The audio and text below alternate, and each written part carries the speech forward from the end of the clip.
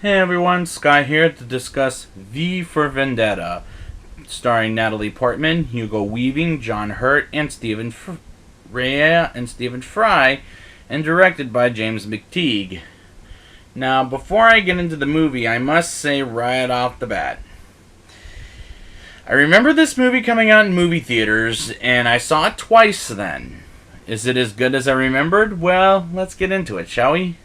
In London, a man with a Guy Fawkes mask, and believe it or not, Guy Fawkes is the guy that was hung the same way as that opening sequence, but he has a mask named V, played by Hugo Weaving, who's absolutely fantastic in this movie as a man in a mask, as a mime, and I love his character. Meanwhile, Evie Hammond, played by Natalie Portman, in one of her better performances compared to Star Wars or the Marvel Cinematic Universe. And I love how V saves Evie's life from fingermen from the government, and V's monologue is tremendously acted by Hugo Weaving, and he's perfect in this role. V tells the 5th of November briefly, we'll get more later on, and plays music like an orchestra, was an awesome revolution scene. Chancellor Adam Sutler, played by John Hurt, is the head of the government, and as a villain, I enjoy his menace in this movie. One of his workers, Finch, his job is to find Evie and capture her to interrogate her, and I like his character in this movie. Evie's boss and friend Gordon is an interesting character, and I love a scene of his I'll talk about later in the show for comedic reasons in a dark way. But for now, V goes to the TV station where Evie works at, called the BTN to show V's message about the 5th of November on television, becoming a holiday and attacking the government cops, and almost gets out until a guard comes up to V, and Evie uses pepper spray on the guard, and she's knocked out, and V grabs her and takes her to a safe place, which is his home. And I'm liking all of this so far. It's an interesting way to tell a DC story with terrorists, and a big shout out to Alan Moore, who I heard really didn't like this movie very much, for making terrorist story from DC Comics, or Detective Comics as they're called. V's place is beautiful, and he has a jukebox that plays music, versus he makes eggs and toast from real butter for Evie for breakfast, and hell, he even watches his favorite film called The Count of Monte Cristo that's filmed in black and white, and these scenes in V's home is absolutely gorgeous.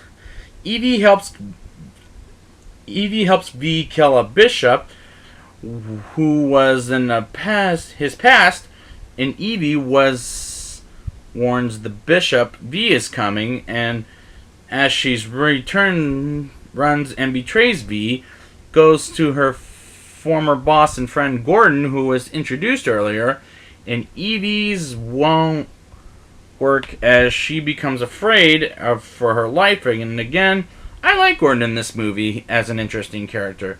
She stays with Gordon for a little bit, and one scene where Gordon acts and pretends to be V for a joke, that's not funny at best, it's weird. A nurse from V's past named Stelia's, well, that's her maiden name, is introduced, as her real name is Diana Stanton, and the next thing you know, V killed her in her sleep. And we get the story of what V is all about, and how he became the character he is now. And I like how tragic his story is, and this is how he believes the only verdict is vengeance, as a line it was said in this movie. And a hospital he stays at burns up on the 5th of November, and it's so tragic it's good. The best scene I brought up briefly earlier, and he gets an actor portraying Chancellor Sutler, and V is, and how they're making a joke. It's very funny in a dark way. But one advice, if you host on a TV reality show, don't pull this joke off to politicians. because because that's how Gordon gets shot, and I'm just warning people. It can happen to anybody, especially if you make fun of Trump, which I won't go that far, but Evie gets captured and tortured and her head shaved off in this scene when Evie is imprisoned and tortured, and she finds a note from a young woman named Valerie who was captured and tortured the same way Evie is going through. And these scenes are way too fucking tragic in my opinion. Evie soon finds out V is one who tortured her, and she's very upset to the point she can't breathe and needs to catch her breath, and the rain reacting the same way V was resurrected earlier in the film. And that was a powerful moment of the film. Evie does tell V she can't stay at his place no more, and V asks for a favor, and Evie visits V one last time before the 5th of November, because that's when V is planning to sacrifice himself. And that's a good storytelling, folks. I'm just putting it there. People are causing a revolution against the Chancellor Sutler, and his government as V in the Guy Fawkes mask and kills them bastards at the government. And Evie does visit V before the 5th of November holiday begins, and V shows her the train that's a bomb that'll destroy the clock in London, and V gets shot and injured by Mr. Creedy and his men, and V kills every single one of them, and V is wounded, and Evie decides to put V in the train and blows the train up with V aboard and blow it up, the clock in London, and that was a damn good ending to a movie about terrorism. Now it's time for the rating. I'll give this movie a 8.5 out of 10.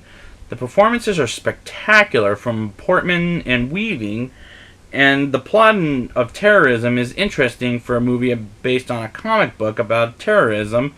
And I love the dark comedic scene I brought up that happened only one time in the movie. And I like the fact we learn about the two main characters throughout the movie. I think it's a really well done movie from the DC universe. So I'd like to thank you guys for joining me, and next week I will be back with The Losers. That's the name of the movie. I'm not making this up.